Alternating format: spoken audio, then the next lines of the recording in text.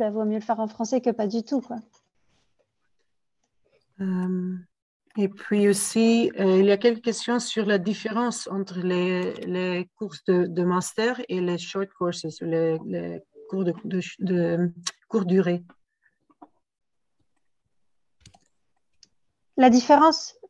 Oui, entre les bourses de master et les bourses pour le programme de D'accord. formation. Bah, les formations courtes, on a certaines formations courtes en fait qui durent une semaine ou 2 semaines, c'est très très court. Certaines autres formations durent 3 mois. Je pense que c'est entre 1 semaine et 6 mois la durée des formations courtes disponibles. Et les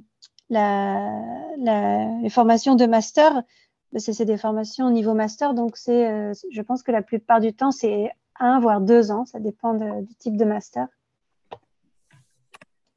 Et puis aussi, il y a des questions si, pour les bourses de master, par exemple, est-ce que vous êtes éligible quand tu as déjà un autre master, mais dans une autre formation de laquelle ils postulent? Et au même temps aussi, est-ce qu'ils peuvent aussi postuler pour des OKP, des bourses de courte durée et des bourses de master au même temps? Oui, bien sûr. Donc, tout ce qui concerne l'éligibilité, en disant entre guillemets académique, sur le niveau requis du candidat, tout ça, ce sont des questions qui sont répondues par l'établissement qui offre la formation. Donc, comme on voyait tout à l'heure, quand on a fait une simulation d'inscription, quand vous vous inscrivez sur le site de chaque établissement, il vous sera demandé votre niveau de formation, votre niveau d'études, vos diplômes, etc. Et donc, ce sera à l'université ou au centre de formation en question de décider si le niveau que vous avez est suffisant pour suivre la formation en question. Donc, si vous avez un niveau plus que suffisant, c'est jamais un problème d'avoir un niveau trop haut par rapport à un niveau trop bas. Donc ça, c'était la première question. Est-ce qu'on peut s'inscrire à plusieurs formations en même temps? En tout cas, pas de façon, vous pouvez pas vous couper en deux. Donc, mais je connais beaucoup de personnes qui ont suivi de façon consécutive, qui ont bénéficié de plusieurs bourses Orange Knowledge. Donc oui, vous pouvez en tout cas postuler à plusieurs en même temps et après voyez à quelle vous êtes admise. Et en même temps aussi, s'ils travaillent déjà sur un projet, est-ce qu'ils peuvent aussi postuler? Je ne sais pas, c'est pas expliqué si c'est un projet de MUFIC ou pas.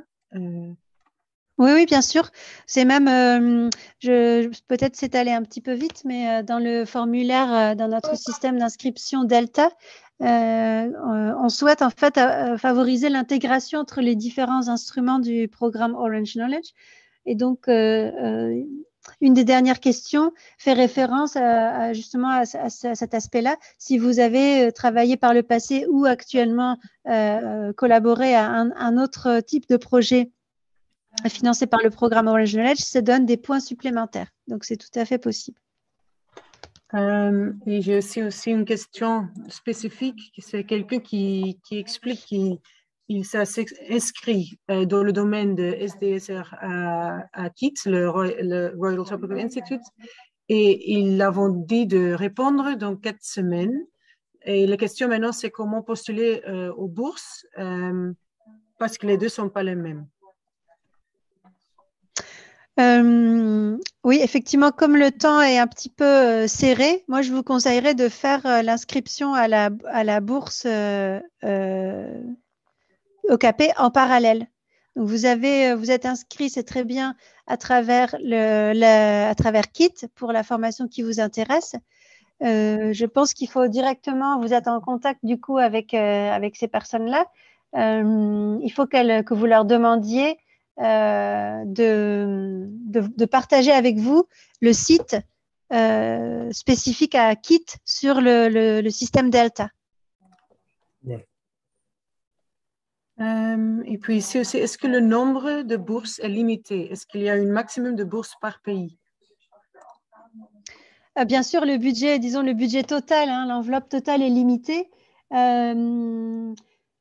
Par pays, il faut se rendre compte qu'il y a des milliers de personnes qui postulent. Donc, une fois que que l'établissement a fait la sélection, que l'ambassade a fait la sélection, ça arrive au niveau de NUFIC. Et là, en fait, tout se fait à travers un algorithme qui essaye d'avoir une répartition géographique la plus équitable possible. Donc, ça dépend du nombre de demandeurs. On ne peut pas dire à l'avance combien de bourses seront disponibles. Mais ce que je peux vous dire, c'est qu'on est toujours en dessous du nombre maximum en ce qui concerne les pays francophones. Donc, si vous avez un bon dossier et que vous avez la volonté de vous inscrire à une formation, normalement, en tout cas au niveau du budget disponible, il ne devrait pas y avoir, ça ne devrait pas être ça le facteur limitant.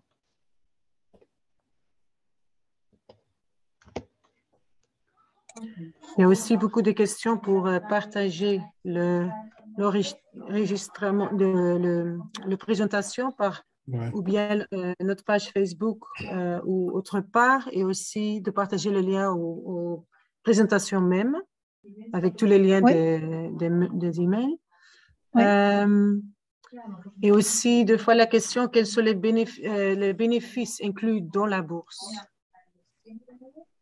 C'est une bourse qui couvre tous les frais qui peuvent être liés à la formation, que ce soit les frais de déplacement, donc s'il y a besoin si la formation se fait aux Pays-Bas, le billet d'avion, les frais de logement, les frais de nourriture, les frais d'inscription au cours, tout est inclus dans la bourse.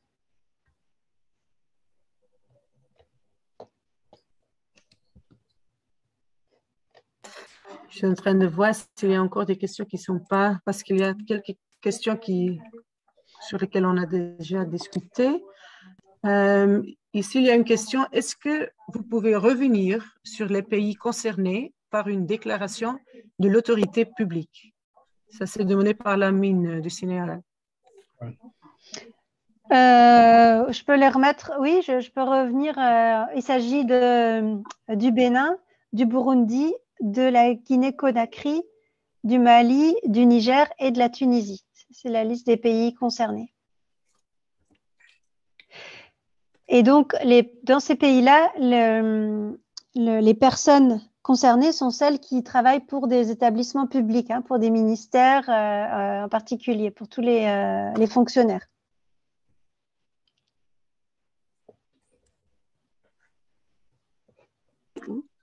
Maintenant, je vois qu'il y a quelques questions qui reviennent, surtout sur ce qu'on comprend comme professionnel au milieu de carrière, et ou bien aussi l'éligibilité des personnes qui travaillent pour eux-mêmes, donc qui travaillent dans leur propre organisation. Oui, ça j'ai noté, je peux pas. On va revenir là-dessus. Peut-être sur je sais que ma collègue de communication avait fait un post Facebook pour faire de la publicité pour cette séance. On essaiera de revenir spécifiquement sur cette question en dessous de ce post-là. Donc, pour tout ce qui concerne les candidats qui seraient auto-employés finalement ou employés eux-mêmes directeurs d'une structure, par exemple. Ici aussi les questions ou bien le date limite de description pour les thèmes de santé et droits sexuels et reproductifs. Est-ce qu'il y a une date limite pour tous les thèmes?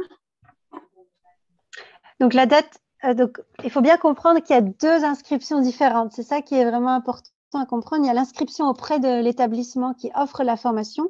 Et là, ça dépend de l'établissement.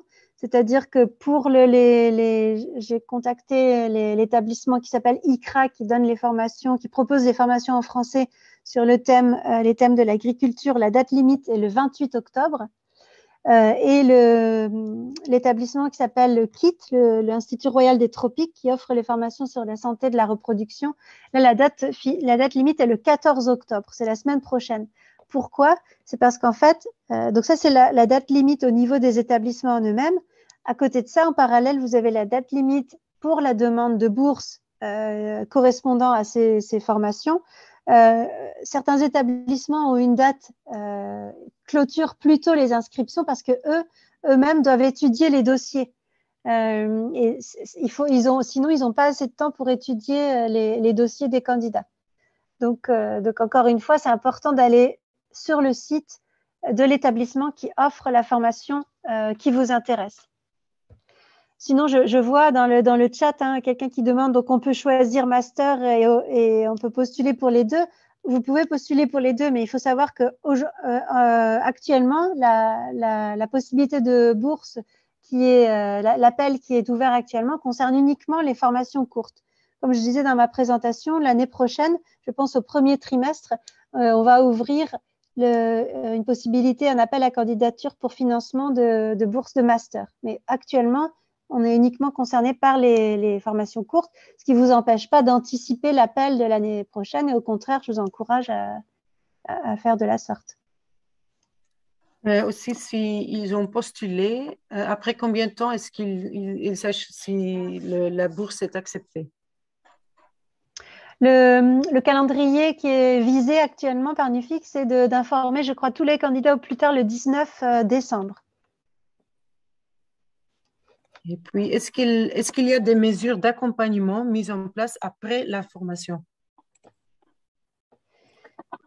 Non, pas ce que je sache, non.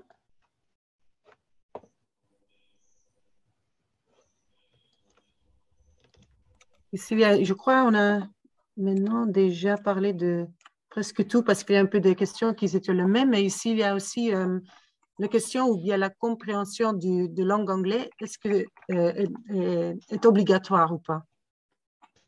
Est-ce qu'ils ont besoin d'une sorte d'attestation de formation anglaise? Oui. Ça dépend de chaque formation. Donc, évidemment, pour les formations qui sont offertes en français, ce n'est pas le cas. Et ensuite, certaines formations exigent un niveau TOEFL, certaines pas. Ça, c'est vraiment au cas par cas. C'est exactement le type d'information que moi, sur lequel je ne peux pas vous renseigner. Ce sera au cas par cas, chaque formation à contacter l'établissement qui fournit la formation et demander voir quelles sont les exigences.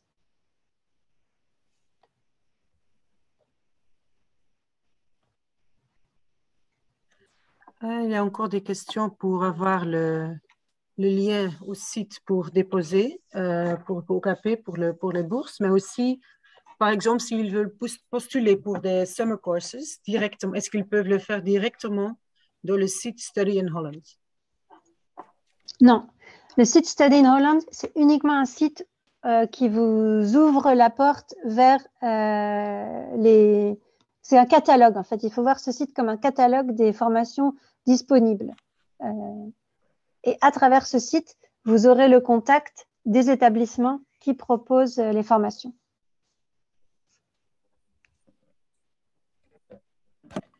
Il y a aussi une question ici, c'est posé de nouveau. Quelqu'un qui est au Bénin, où le government statement est exigé. Donc, la question, c'est pour son cas, le government statement, est-ce que c'est différent du employer statement? Oui, c'est une bonne question. Peut-être Nicodème, toi qui as l'expérience, tu peux apporter des précisions. Oui. Je pense que dans ce cas, le government statement est différent de l'employer statement. L'employer statement, c'est celui quand même qui t'encadre directement, celui sur qui tu es. Mais au niveau du government statement, tu peux aller à un niveau plus élevé, en termes de hiérarchie, voir jusqu'où tu peux aller au niveau de pouvoir prendre ce papier.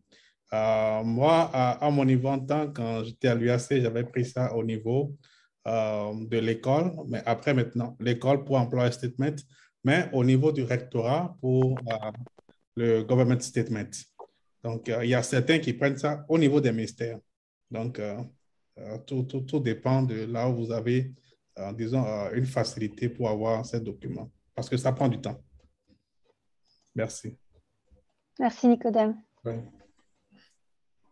Aussi, pour postuler aux short courses, est-ce qu'ils ont besoin d'un certain niveau d'études? Est-ce qu'un certain niveau d'études est requis pour postuler, pour être éligible?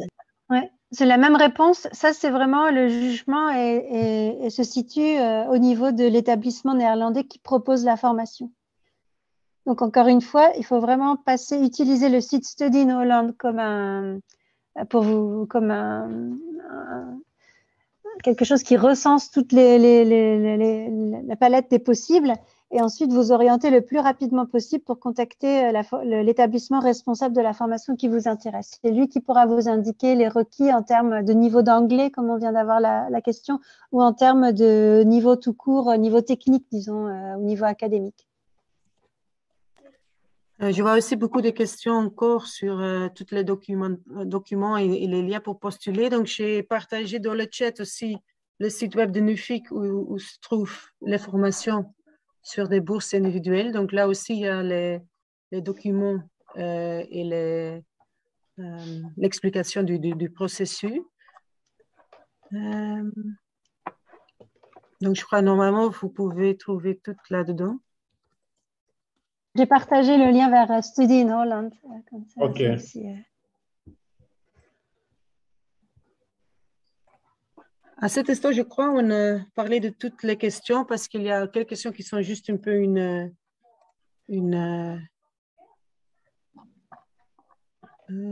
oui, si j'ai oublié quelque chose, tu peux peut-être mettre ton question dans le chat maintenant. Sinon, je crois on a parlé de toutes les questions qui étaient là.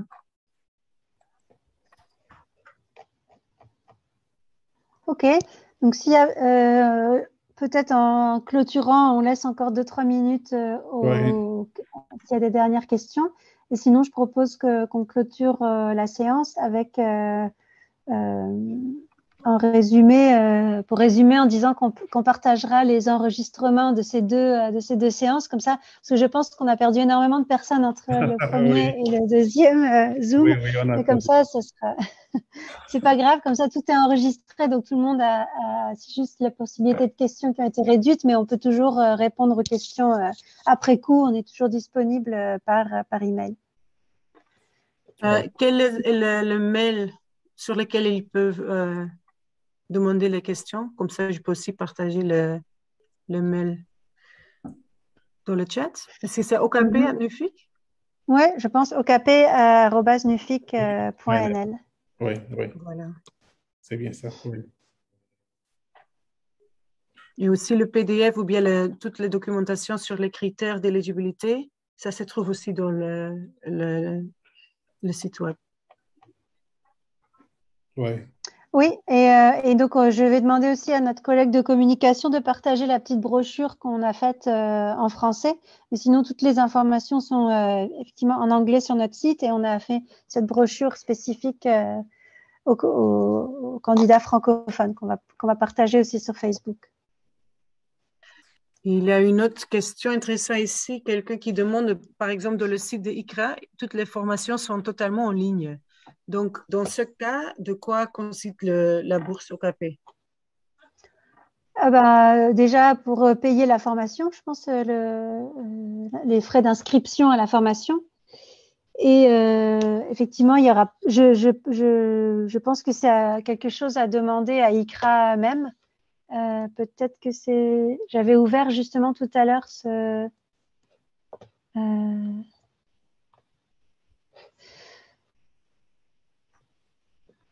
tous nos cours jusqu'à fin 2021 ont été déplacés en ligne. Donc, je ne sais pas, au niveau de 2022, je vois que les formations il y a des formations face à face.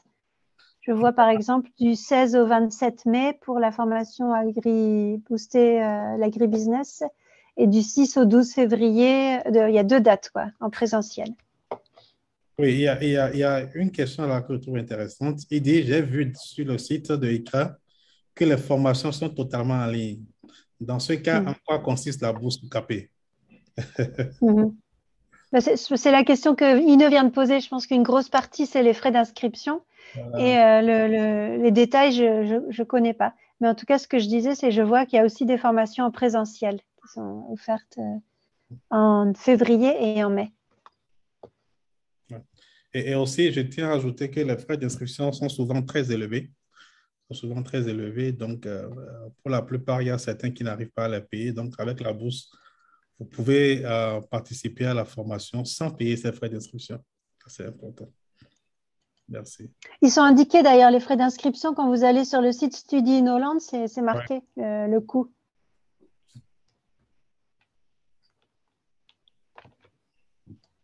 Je vois aussi qu'il y a beaucoup de personnes qui partagent leurs détails de contact dans le chat, mais bon, nous ne sommes pas possibles. Bon, moi, je ne vais pas enregistrer tout ça. Donc, si vous avez des questions, veuillez bien envoyer une mail à okp@nuffic.nl et comme ça, ils peuvent vous aider avec les questions spécifiques que vous avez.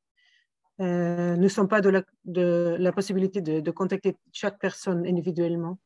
Ouais. Oui, tout à fait.